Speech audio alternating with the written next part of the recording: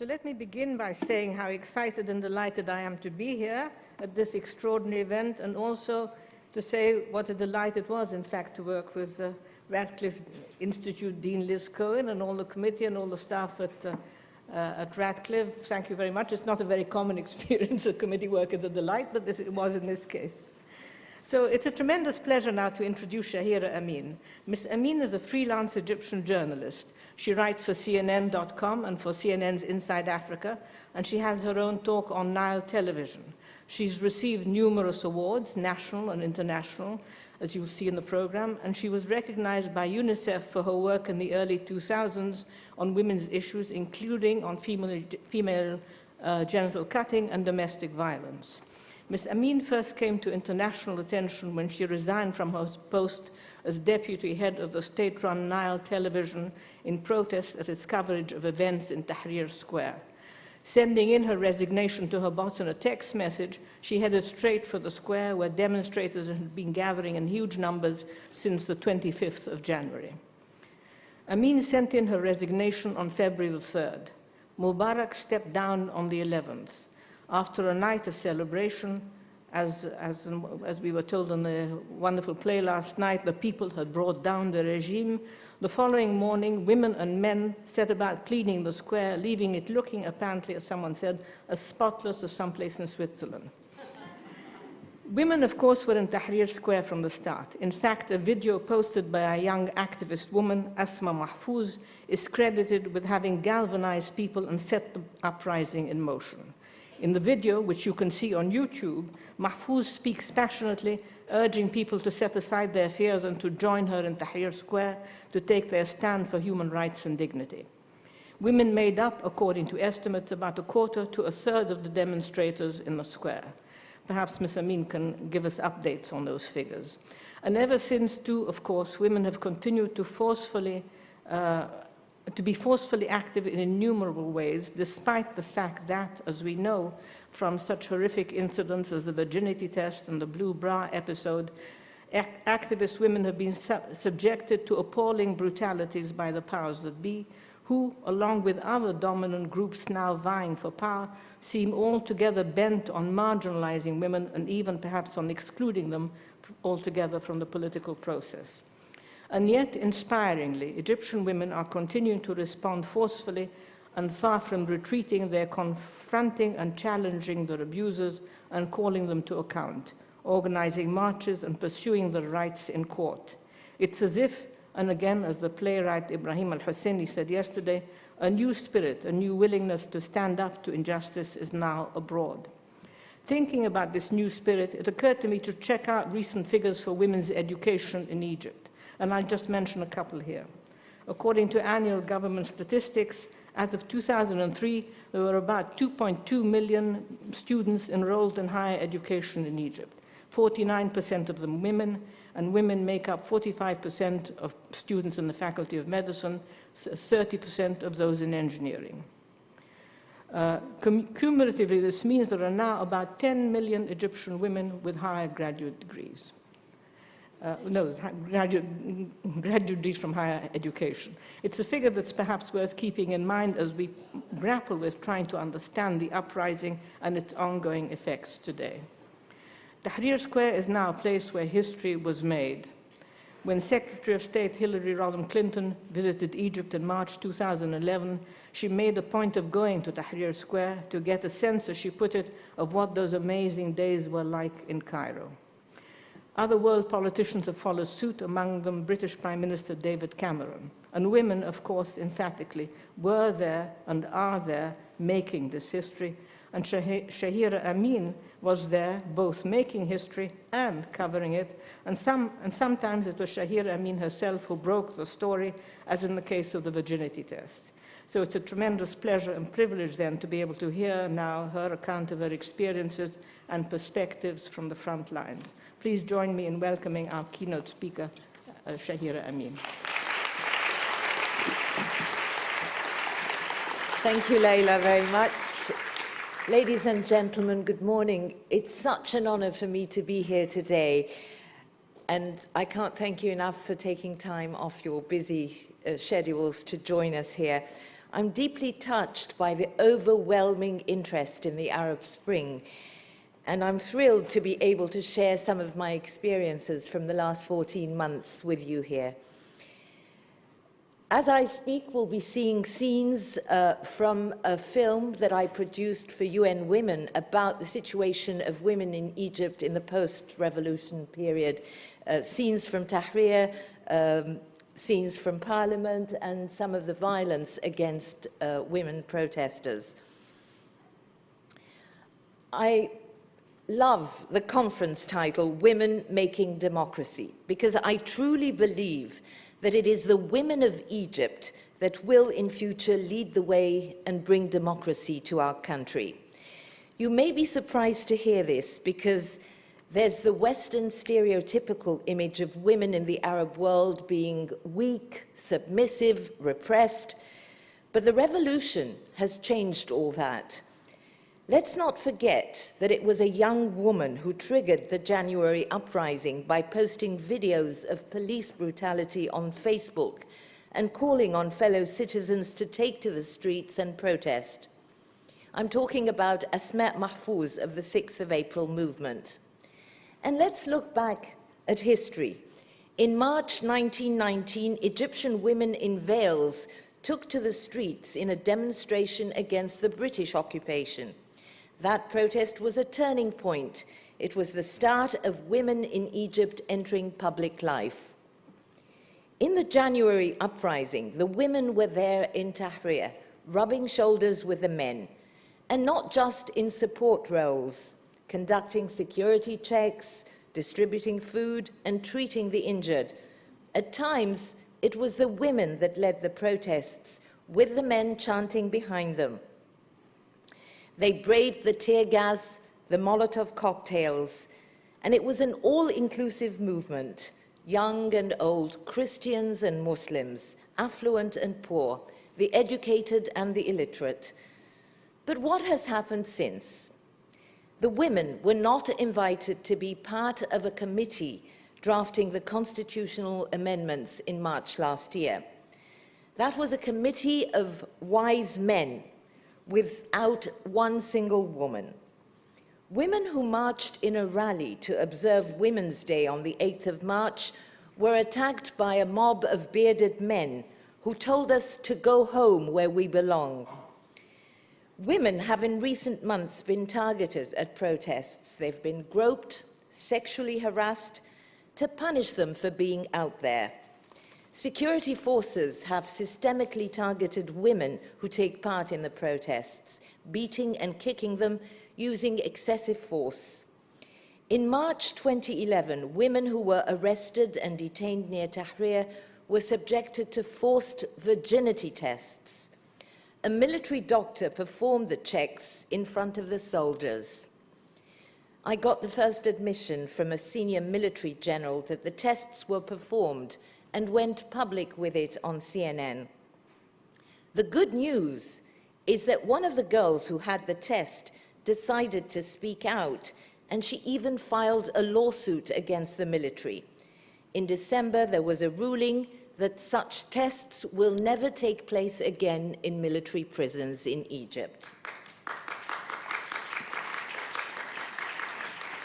This would have been unthinkable in the old Egypt. Girls didn't speak out for fear of being stigmatized.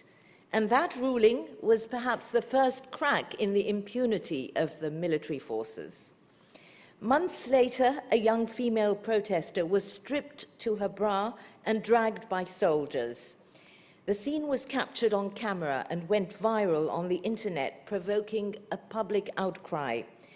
Thousands of women in Egypt marched from Tahrir through downtown streets, protesting and chanting, "Down with military rule," and "Girls are the red line, not the military."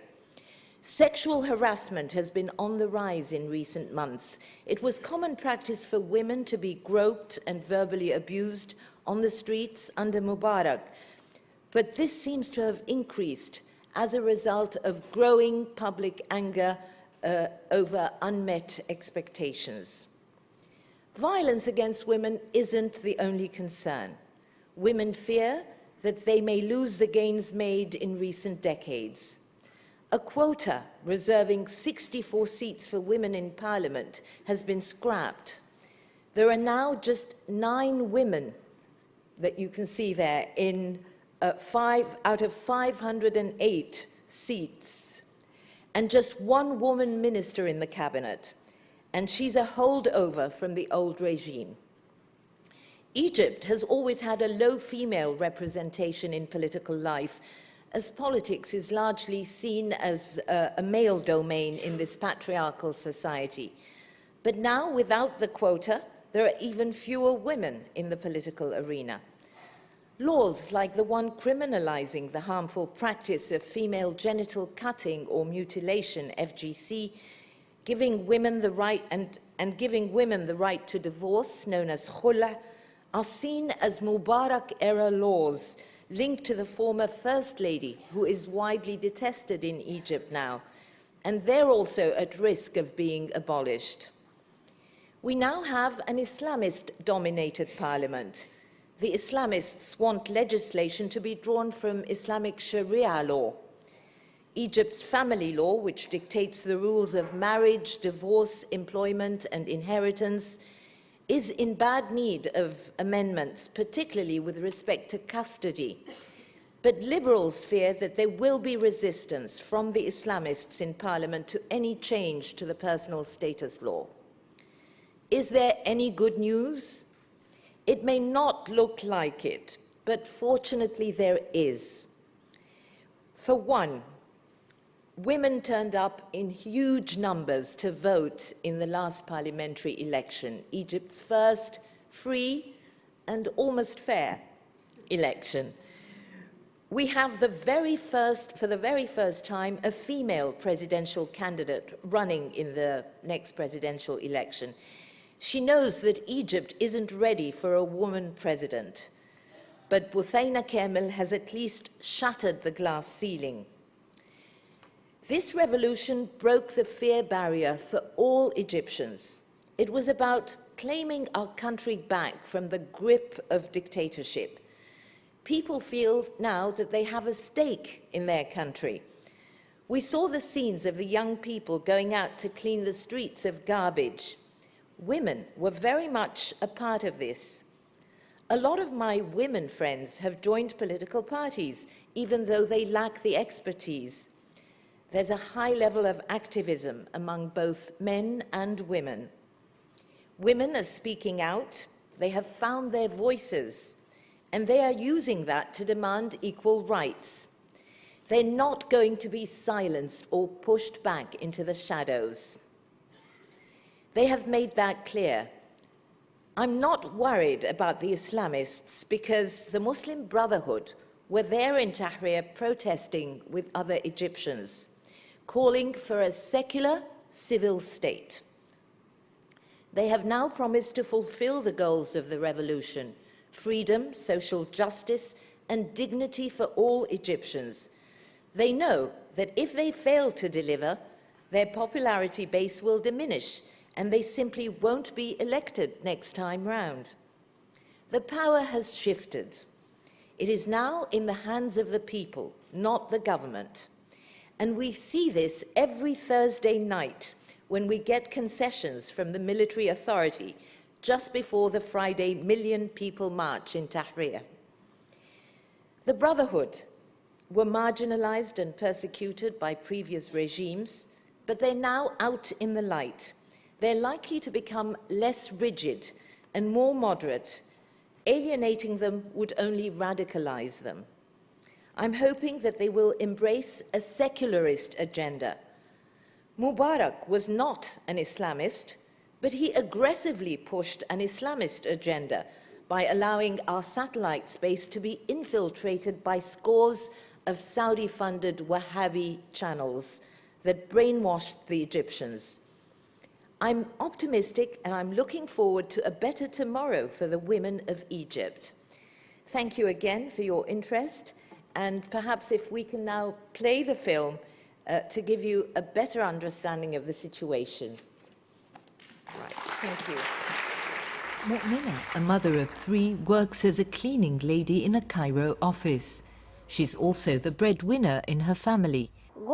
My husband was injured in an accident several years ago and has since been physically disabled and is unable to work, she says. Like many Egyptian women of her social class, Mu'mina is forced to work to support her family. I've managed to get all my children through school. My eldest is now in college, she says. According to a recent study by the Alliance for Arab Women, in 60% of Egyptian households, women are the sole or main breadwinners for their families, either because they're divorced or because their husbands are unemployed. And yet, women in Egypt are still struggling for equality, emancipation and empowerment. Backward elements in Egypt succeeded in convincing women that they are second-class citizens and that they are lacking intelligence. They cannot participate in public life. Unfortunately, women's rights have suffered a setback. Society has stripped women of their God-given rights. The women of Egypt were at the front lines during the 18-day mass uprising in January 2011. But they've since been sidelined and face attempts to push them back into the shadows. Women are becoming increasingly concerned that the gains they've made in recent years may be reversed. Gains like the Khula, which gives women the right to divorce, and the 2008 Health Ministry decree criminalizing female genital mutilation. Analysts fear a rising tide of Islamism is threatening to silence women's voices and undermine their rights. The challenge is the negative policies that are being adopted, especially by the new people in government who may be really very religiously inclined and who base themselves on religion to bring women back to the home instead of. This would be the greatest challenge in the future. How to resist the new wave of fundamentalism, which keeps women back from going to work, from studying and all that. Islamists took a commanding lead in recent parliamentary elections, winning more than 70% of the seats, a prospect that has worried liberals and women seeking gender equality.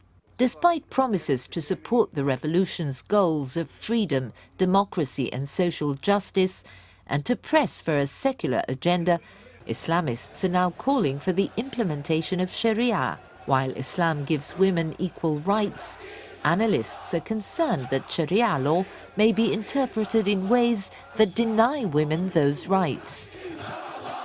The Islamic religion gave the women so many rights, to the extent that we are saying it is a feminist religion. There are forces that want to take away these rights from women by a wrong interpretation of the religion. Some ultra-conservative Muslims have adopted the rigid culture of neighboring countries. Islam is a religion of compassion, but I don't feel this compassion in the discourse of some radicals. When they talk about women, their language is harsh and rigid. Egypt's current family law, which dictates the rules of marriage, divorce, employment and inheritance, has been derived from Sharia. Analysts argue that the law discriminates against women. They fear that the Islamists who dominate parliament may resist amendments to the law. So we want to insist that women have almost equal right to divorce. And of course to marriage, this is very most important. This has to be changed. Only a handful of women have taken up seats in the new parliament after a Mubarak-era quota system reserving 64 seats for women was abolished ahead of last year's parliamentary vote. The election results have fueled fears that obstacles remain to women playing a full role in political life. In a conservative, male-dominated society, a deep-rooted patriarchal culture has kept women away from public life. Patriarchal values have victimized both men and women. I've made a study I coordinated the study, I didn't make it, inviting women from the different religions and from different areas to say what the scriptures say about women, their body and themselves. And they were amazed when they came back and they heard each other, that they all found that all religions, in different cultural settings, and different religions all agreed that a woman is to be elevated, whether, you know, it's like saints or the Virgin Mary or all this. But in the long run, they are less than men, and they have to be protected by men. And this is very much the center of patriarchal values and teachings. What we need and what we lacked during the last 30 or 60 years is changing the culture of the people. The wrong tradition and customs inherited, the wrong ones. Like the centuries-old tradition of female genital mutilation, FGM, still widespread in the rural communities. Recently, conservatives have been calling for the law criminalizing FGM to be abolished, urging Egyptians to fight against the imposition of Western values on their culture. Marie Assad, who conducted the first study on FGM in Egypt, says raising public awareness about the dangers of FGM is key to eliminating the harmful practice. Knowledge is power. When they know exactly the origin of this practice, its history, why it was made, and why it's harmful to women, and how it's cutting an important part of the body of women unnecessarily, they got convinced. There's been an upsurge in violence against women since the 25th of January revolution. In March 2011, the military forced several female protesters who were detained to undergo virginity tests. Female activists have also been beaten and sexually assaulted while taking part in protests, says Sheza, who herself participates in peaceful protests, adds that there's been a deliberate systemic targeting of female protesters to keep them away from the protests. In December 2011, a YouTube video showing a young female protester being stripped to her bra and dragged by soldiers went viral on the internet, triggering a public outcry. In response to the shocking incident, 3,000 female protesters marched in a women's rally in downtown Cairo, denouncing the brutal use of force by the military and security forces against the protesters. The girl in the blue bra has come to symbolize Egyptian women's struggle for freedom and equality. The Women's March has also revealed the widening gap between the country's secularists and conservatives. Many women in Egypt today feel betrayed. They complain that the revolution has been stolen from them. Rights activists want the family law amended to elevate the status of women.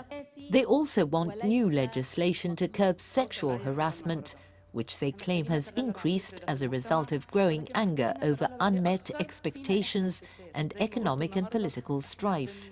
We still need a social revolution to put an end to all inequality between classes, rich and poor, between gender, man and woman, and as far as religious also dichotomy is concerned. The analysts urge women to join forces to overcome the challenges. It requires that we all work together and to show the society that women is a very precious human resource for the advancement of the country. While women have yet to reap the fruits of the revolution, they are determined to continue to fight for equal rights.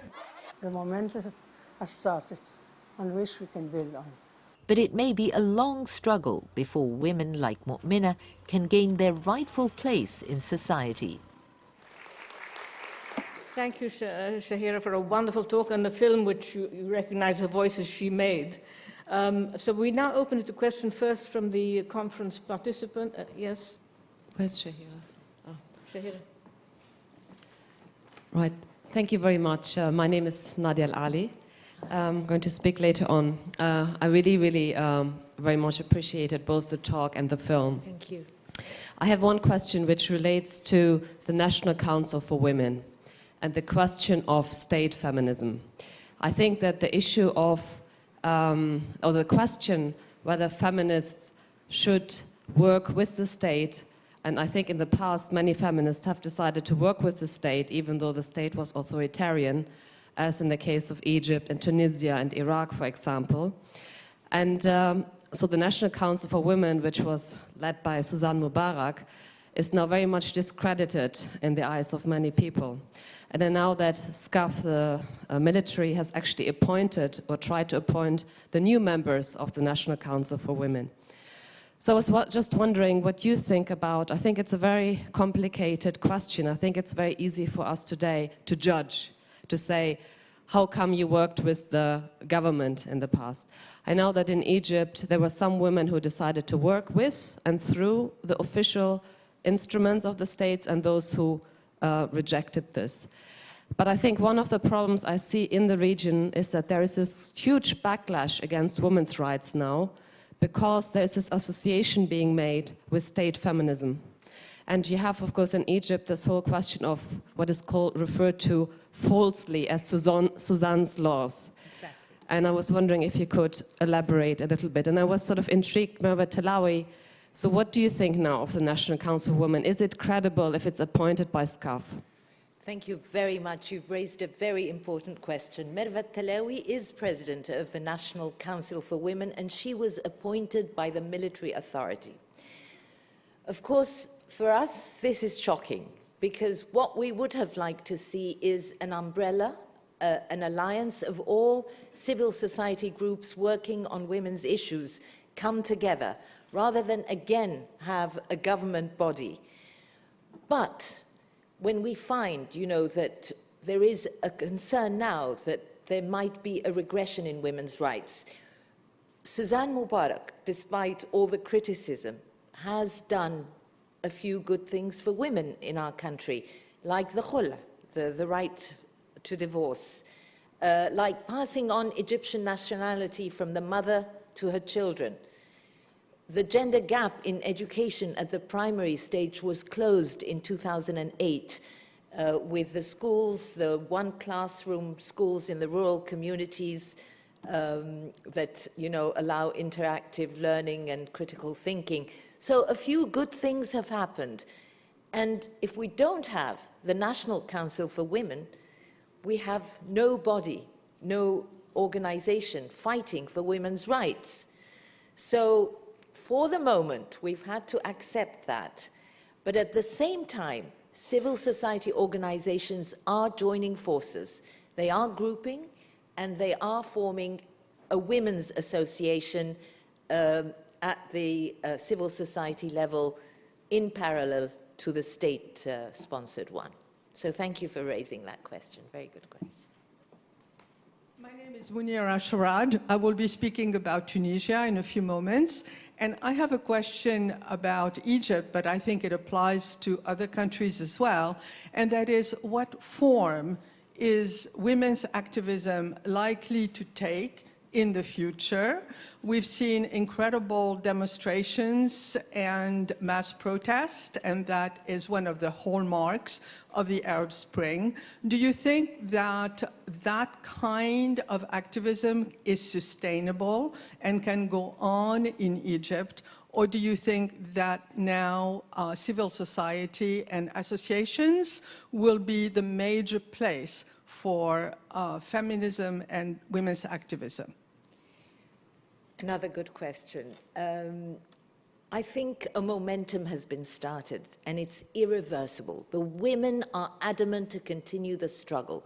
They will not be pushed back in the shadows.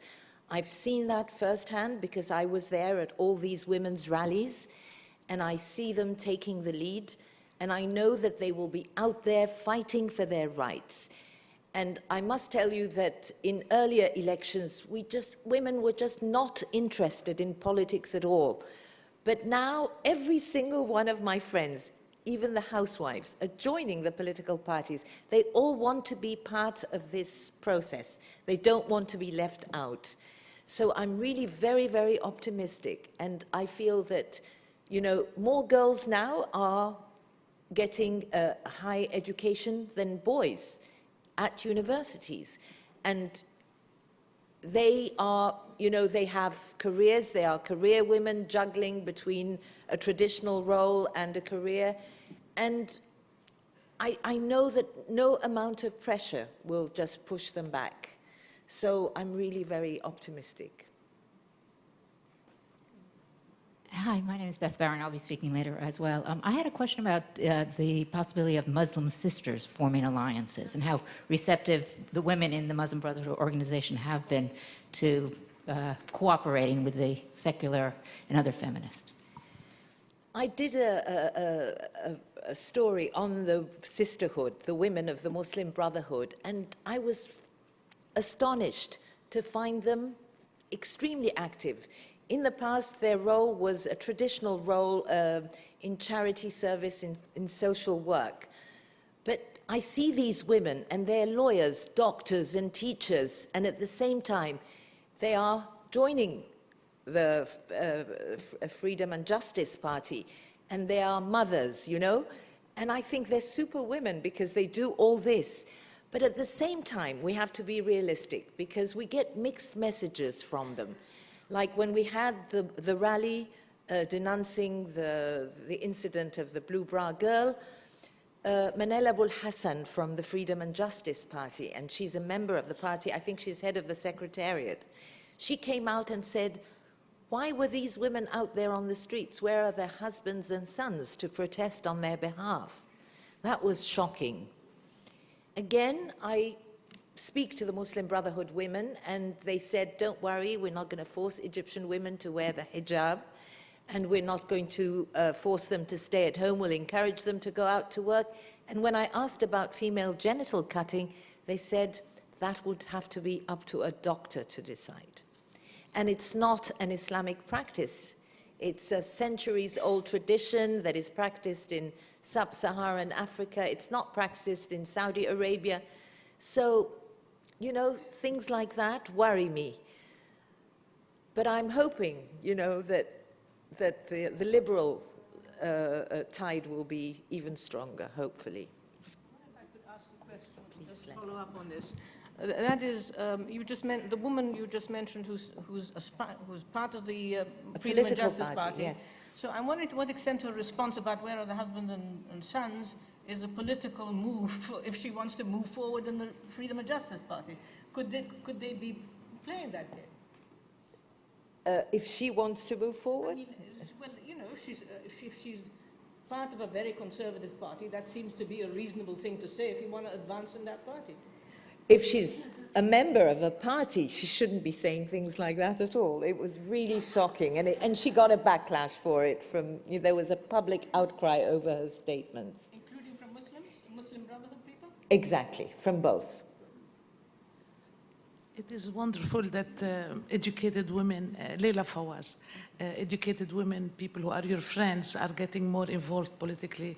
Could you say more about the maids in the houses, the cooks, those in the countryside? Is there any hope for women of a lower social strata? Thank you. Thank you. Well, of course, our biggest challenge is poverty and illiteracy. We have 40% of Egyptians living under the $2 a day poverty line. And we have a very high illiteracy rate, especially among women. And women like the mu'mina that you saw, I know that, you know, there's a large majority of women who are single heads of households. They are the bread earners supporting their families. A lot of the men choose not to work or are unemployed for various reasons, and it's these women that are supporting their families. So I think, of course, education is key, is a first very important step, and SMEs, small businesses for these women. If that can get off the ground in this phase, you know, that can go a long way in helping these women. We only have a few minutes left, so perhaps we can open it up to the audience. There's a mic moving around, or? The center aisle, okay. Please introduce yourselves before you speak.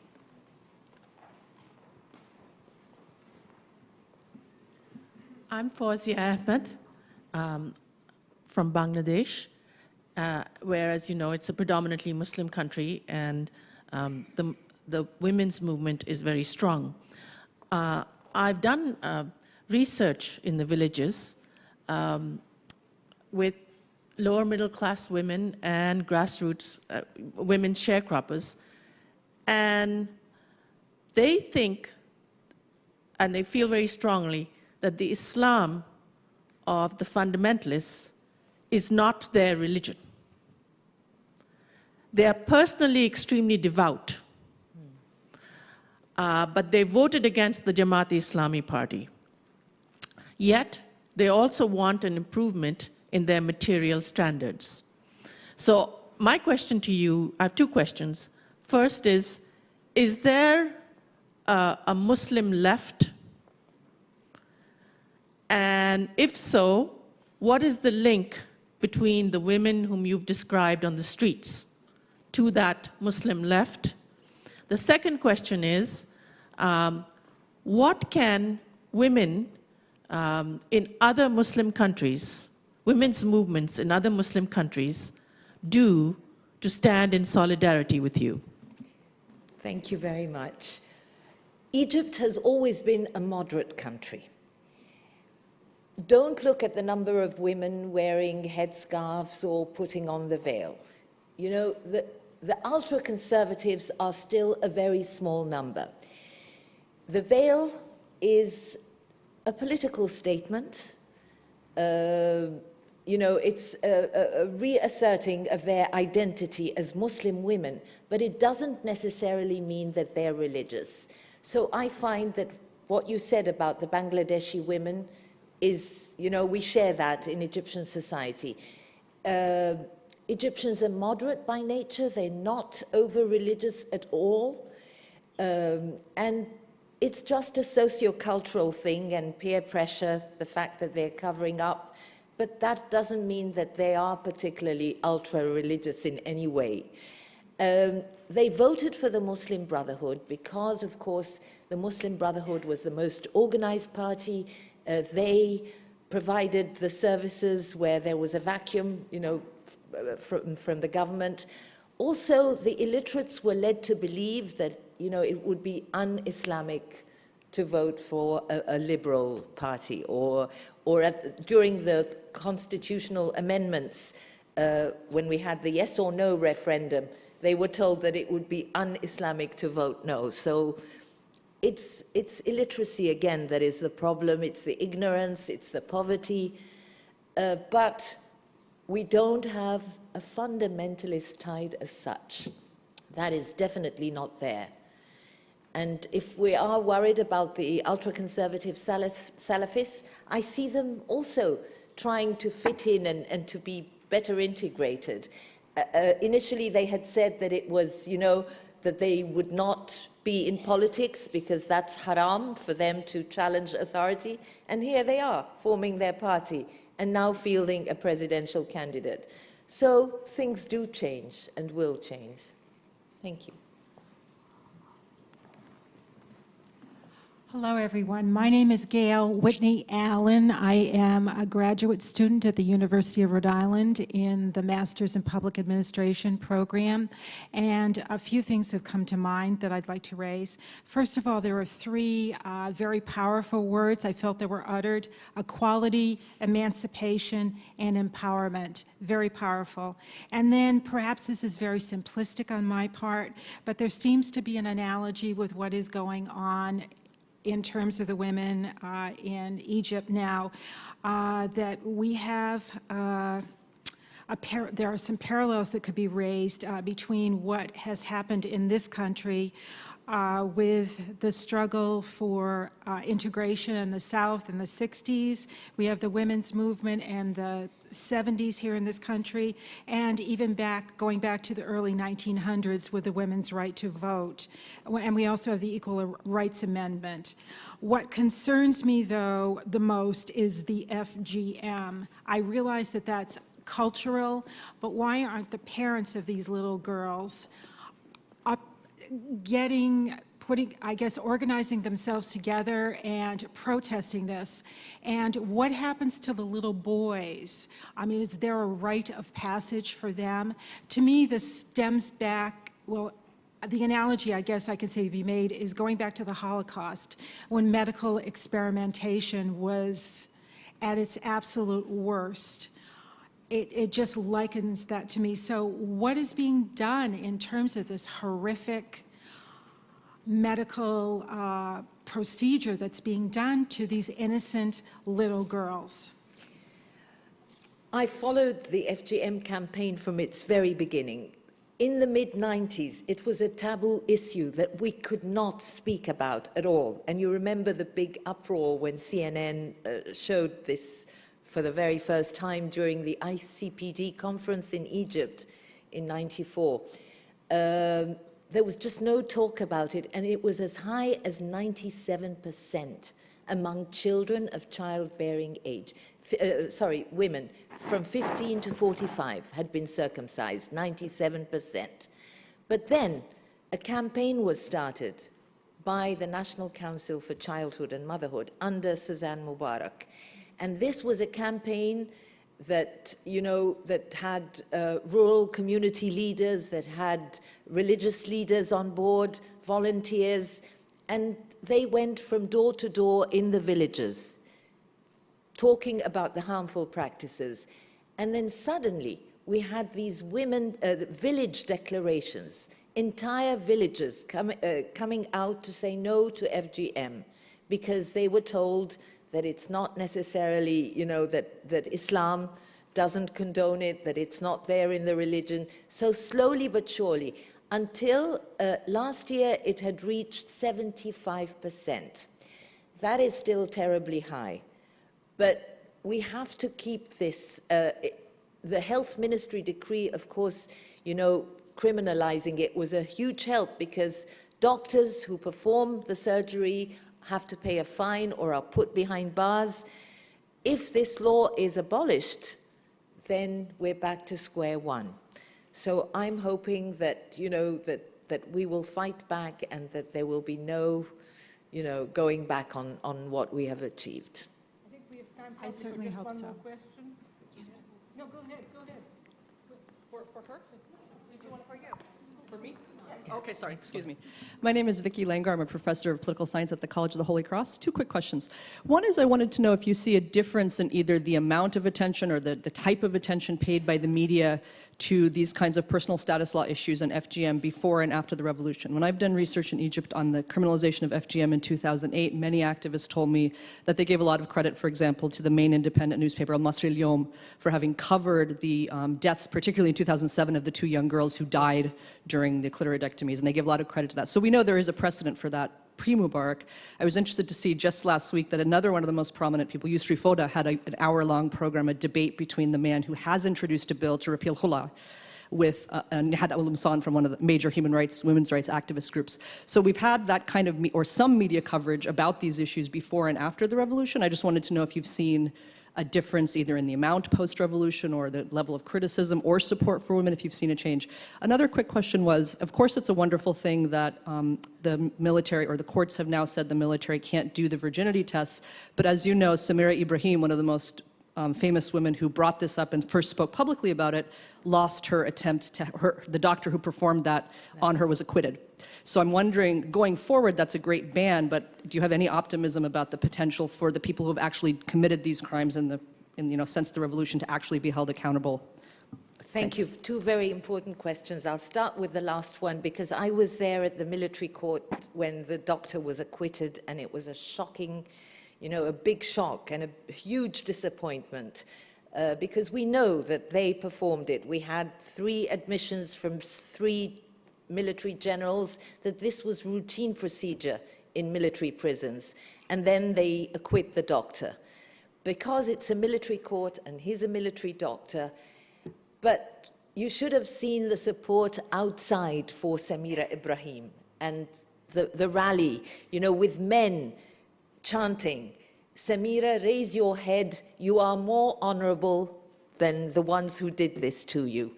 So we know it happened. She was brave enough to speak out. There's tremendous support for her in Egyptian society. And we know that military courts, you know, aren't always fair, and that they, you know, that they acquitted him because he's one of their own. So that is about Shahira Ibrahim. Now, the earlier question was, sorry, I forget. Oh, the coverage. Okay. The one great thing that has come out of this revolution is that the media in Egypt is undergoing a revolution of its own. And I'm not talking about state media, I'm talking about the independent media. The number of new channels that have been launched, private channels, publications, the freedom. There is still a restrictive atmosphere and attempts by the military authority to, you know, silence the free voices, and they're summoning journalists for investigation by the military prosecutor to send a message to others. Michael Nabil, the blogger, got a three-year jail sentence for something that he posted on Facebook.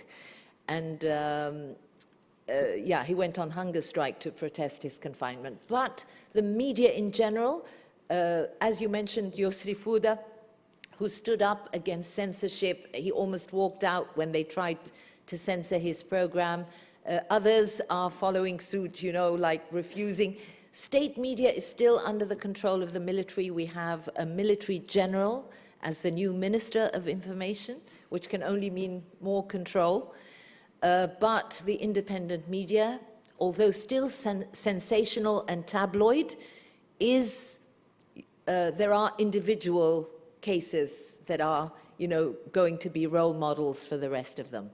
And they are tackling these issues. There's a new film that's been released about a woman who's HIV positive and who spoke publicly about it. Another film, 678, about sexual harassment. All these issues were not tackled before, and they are coming into the light now. Thank you so much. Thank you so much. Thank you.